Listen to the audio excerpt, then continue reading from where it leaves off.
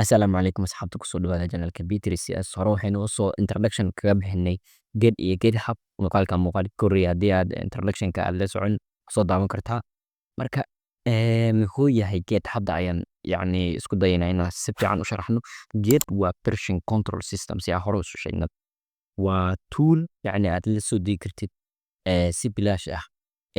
operating system kasta aad kula degi kartid oo no matter operating system kastana aad kula degi kartid haddii aad isticmaalaysid Linux, Mac,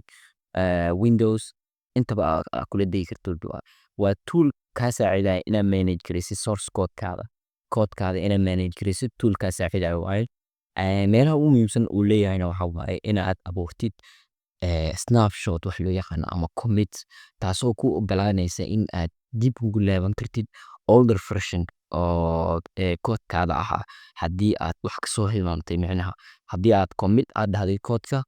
oo aad rabtid inaad dib ugu laaban code-ka hore si aad usoo saxdid waxaad isticmaali kartaa commit oo dib ayaa waxa uu kaa saacidayaa arrintaas waxaa kaloo uu leeyahay featureska uu kaloo leeyahay waxaa waaye branches inaad abuuri kartid si aad code-kaada micnaha multiple branches yacni iskugu wadi kartid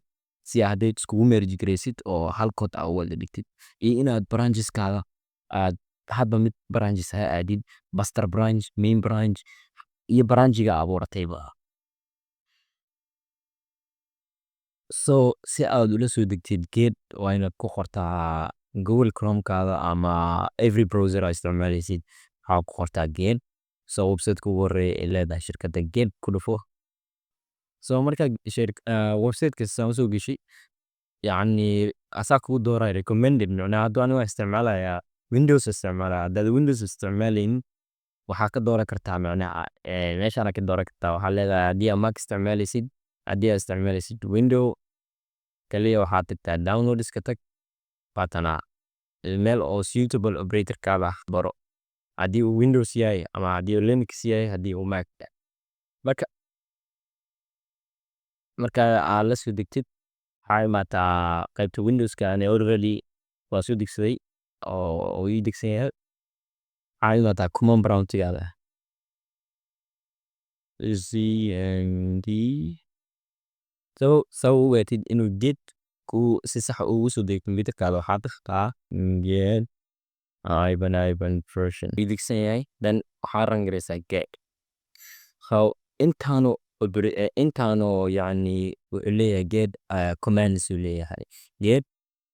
oo clone inaad dhahdid init waxaana dhan waa ku sharxi doonaa insha Allah inaad isticmaashid badanana muhiim ma aha inta ugu muhiimsan waa sheegi doonaa commit iyo branch iyo merge oo markaa yacni laba yacni branch markaa isku yacni inaad isku merge garaysid oo hal xaba ka dhigtid pull iyo push oo as Git app ahaan ah so commandskaasna waa sharxi doonaa insha Allah so intaa waxay ka dambeeya Git markuu ku install garooway waxaa isticmaali kartaa every project haddii uu ahaan lahaa web app haddii ahaan lahaa ama mobile app development so intaas